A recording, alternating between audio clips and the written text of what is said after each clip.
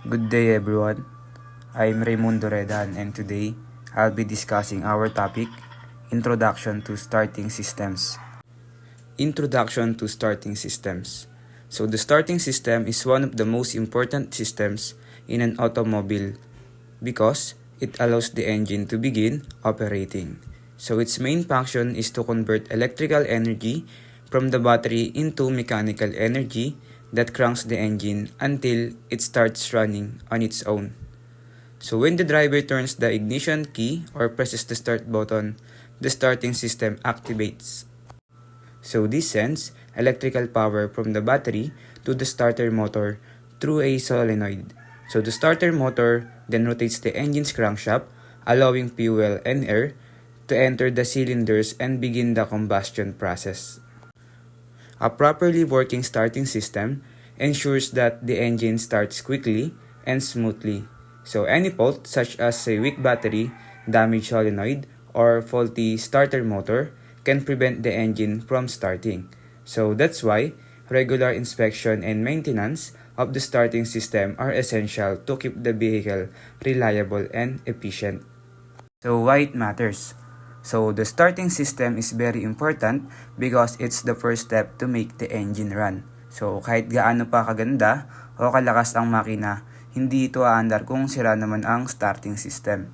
So this system is responsible for converting the battery's electrical energy into mechanical energy. So which allows the engine to start. So ibig sabihin, ito ang nagsisimula ng lahat ng proseso sa loob ng makina from ignition to combustion.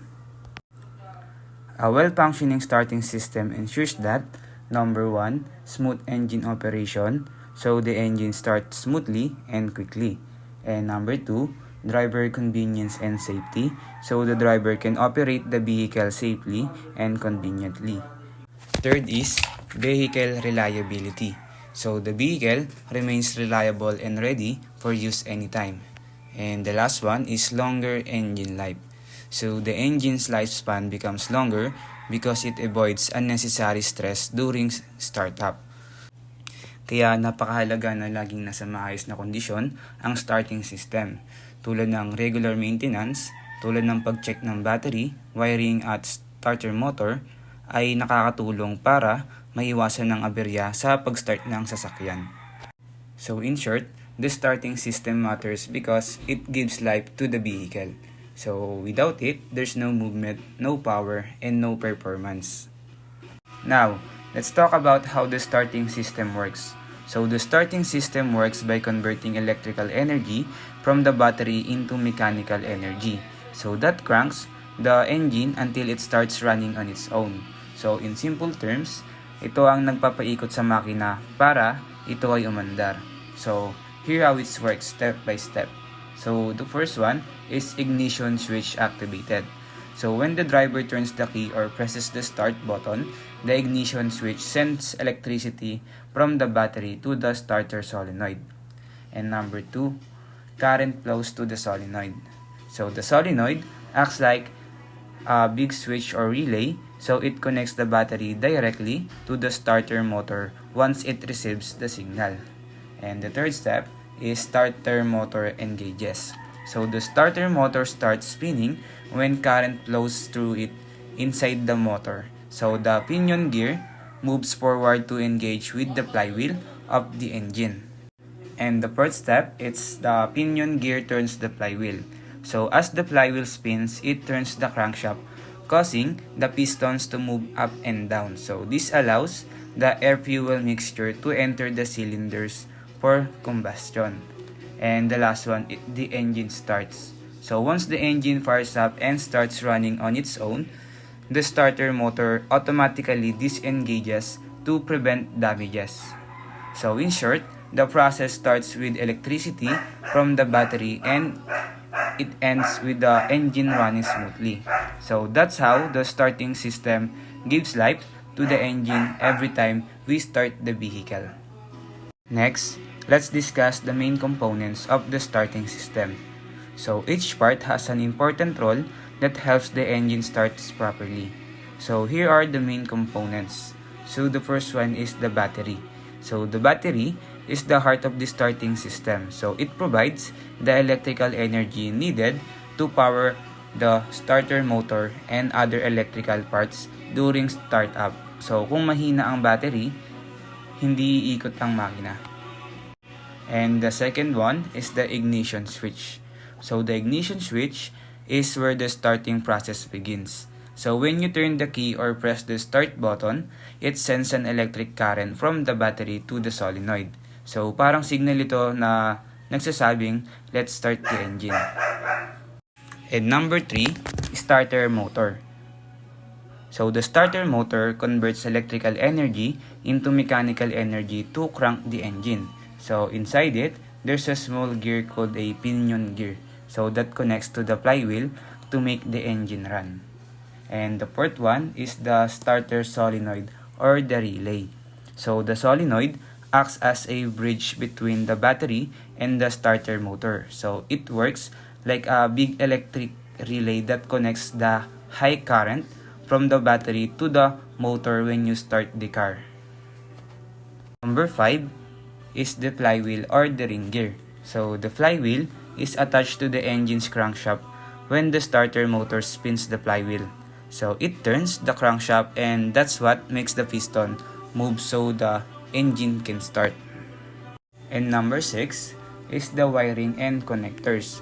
So this includes the cables and terminals that deliver current from the battery to all starting system components. So clean and tight connections are important to avoid voltage drops or starting failure. So overall, all these components work together. The battery provides power. So the ignition switch sends the signal, the solenoid connects the current, and the starter motor and flywheel makes the engine run. So without any of these parts, so the vehicle won't start. Now, let's talk about the common problems in the starting system. So just like other parts of the vehicle, the starting system can also experience issues that prevent the engine from starting properly. And here are some of the most common problems. So number 1 is weak or dead battery. So this is the most common cause of starting problems.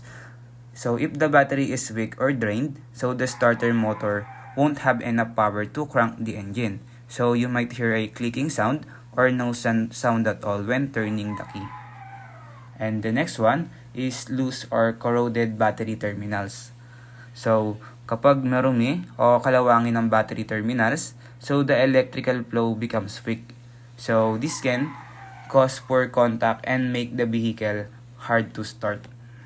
And number 3, faulty ignition switch. So when the ignition switch is damaged or worn out, so it might not send power to the solenoid or starter motor. So the result, so the car won't even start even if you turn the key several times. And number 4 is damaged or worn starter motor. So a damaged or worn out starter motor can fail to turn the engine. So sometimes it makes grinding or whirring noises. So it's a sign that that motor is spinning but not engaging properly. And the next one is faulty starter solenoid or relay.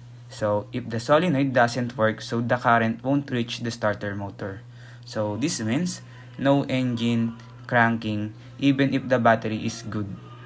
Number 6 is electrical wiring problems. So broken or loose wires in the starting circuit can interrupt the electrical flow. So that's why regular inspection and cleaning of wiring are very important.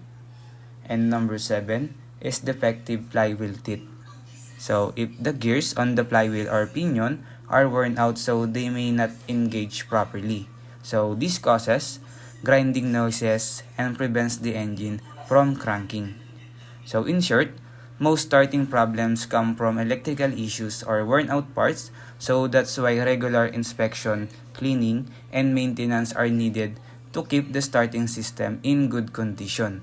So and the engine starting smoothly. Closing summary. So the starting system is one of the most important systems in an automobile because it is responsible for bringing the engine to life.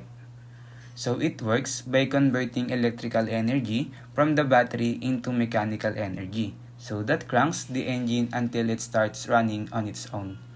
So each component, the battery, ignition switch, starter motor, solenoid, flywheel, and the wirings, plays a vital role in this process. So when one part fails, the entire system may not function properly. So that's why regular inspection and maintenance are essential to ensure a vehicle starts smoothly and operates reliably. So understanding how the starting system works helps us become better at diagnosing problems and maintaining vehicle performance.